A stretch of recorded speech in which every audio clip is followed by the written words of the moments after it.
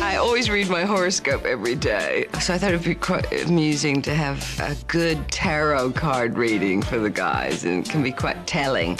I'm hoping that it will give me some insight into who these boys really are. Hey, this is Suzanne.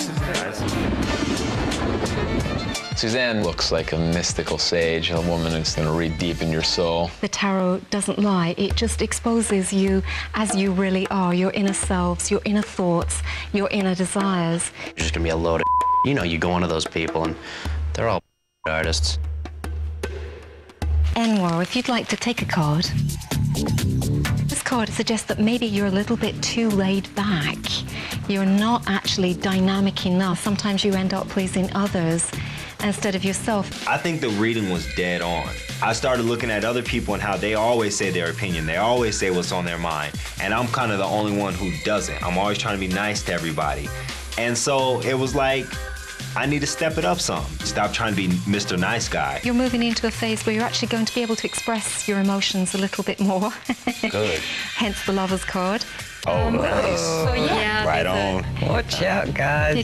Once I win the competition, like, a bunch of stuff was gonna open up to me, you know, with Jerry and everything else. And I think that she represented that last card. Yeah, the Lover's card. This is an intimate relationship that is going to develop. I thought it was quite interesting that Anwar got the Lover's card. Maybe the cards are trying to tell me something. Pick the cards one at a time. For you, life is a bit of a struggle at the moment. You are actually fighting very hard for your place in life. There is a sense here of walking away from everything and not wanting to be not part of the crowd. Suzanne confirmed my worries about Austin. He wants success, but he's afraid to take the risk to make things happen. What's your name? Seth. Seth totally had like this demeanor, like no one's gonna tell me about me or tell my fortune. This suggests this is your deeper self inside, but you are not interested in looking outside at the moment.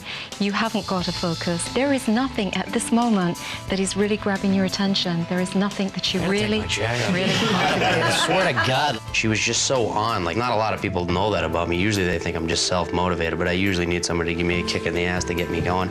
So right then I was freaked. In the future, there is going to be a decisive direction for you with a lot of energy. Good. So I think you're going to have a lot more focus there. It's interesting. Seth seemed shaken after his reading.